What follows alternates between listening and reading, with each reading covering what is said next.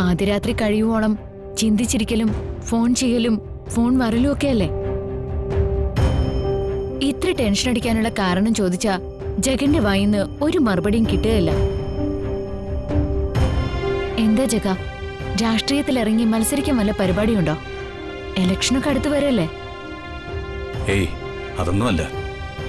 രാഷ്ട്രീയം ഇടയ്ക്കൊന്ന് നിർത്തിവെച്ചെന്ന് വെച്ച് അത് മുഴുവനായിട്ടങ്ങ് കളയാൻ പറ്റില്ലല്ലോ. ഇപ്പൊ എന്റെ ഉറക്കം കിടക്കുന്ന പ്രശ്നം വർഷയെ കാണാതായത് തന്നെയാണ്. പരാതി കൊടുത്തിട്ട് പോലീസ് സ്റ്റേഷനിൽ നിന്ന് നല്ലൊരു പ്രതികരണം പോലും കിട്ടിയിട്ടില്ല. ദിയമോളുടെ കാര്യത്തിലും ടെൻഷനുണ്ട്. കാവല് വെച്ച് തന്നെ ദിയമോളെ തട്ടിക്കൊണ്ടുപോകാൻ വന്നത് കണ്ടില്ലേ?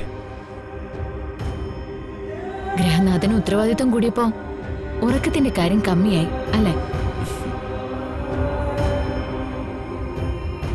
എന്നാ ഒരു ഉത്തരവാദിത്വം കൂടി ഞാൻ ഏൽപ്പിക്കാം. എന്താ അത്? രാജീവ് സാറിന്റെ കൊലപാതകത്തിന് ഉത്തരവാദിയായവര് ഇപ്പോഴും പുറത്തുണ്ട്. ഏതോ രാഷ്ട്രീയക്കാരന്റെ തണലിൽ അവർ സുരക്ഷിതരായി കഴിയാം. അവരെ കണ്ടെത്താൻ എനിക്ക് ജഗന്റെ സഹായം വേണം.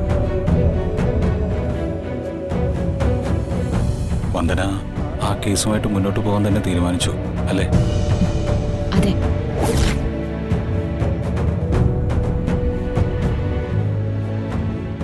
ദിയമോൾ എന്നെ വിളിക്കുന്നത് അമ്മ എന്ന ആ വിളിക്ക് ഞാൻ യോഗ്യയാവണമെങ്കിൽ അവരുടെ അച്ഛന്റെ കൊലപാതകയെ നിയമത്തിന് മുന്നിൽ കൊണ്ടുവരണം. പിന്നെ രാജീവ് സാറിന്റെ അമ്മ ശ്രീവിദ്യാമ്മയില്ലേ, അവരെന്നെ സ്വന്തം മകളെ പോലെ സ്നേഹിച്ചിരുന്നത്. അവരുടെ ആത്മാവിനോടും എനിക്ക് നീതി പുലർത്തണം.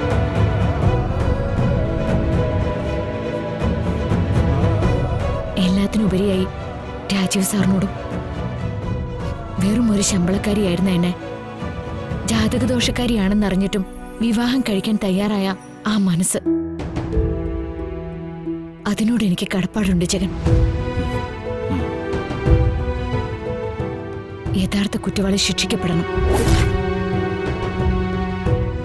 അതിന് ജഗൻ എന്നെ സഹായിക്കണം.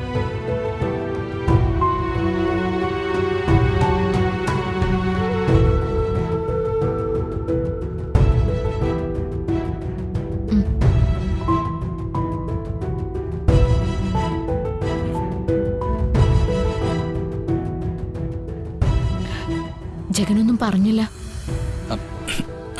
അത് പിന്നെ എനിക്ക് അത്യാവശ്യമായിട്ട് ഒരിടം വരെ പോകാനുണ്ട്. വന്ദനയും എന്നോടൊപ്പം വരണം. എങ്ങോട്ടാ?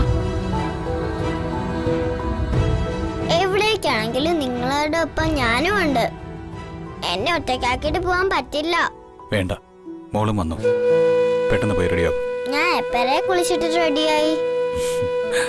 മിടുക്കി. ദിയമോൾക്ക് ചന്ദനം കുറയില്ലേ? ആരെ പറഞ്ഞതില്ലെന്ന് ഉണ്ടല്ലോ.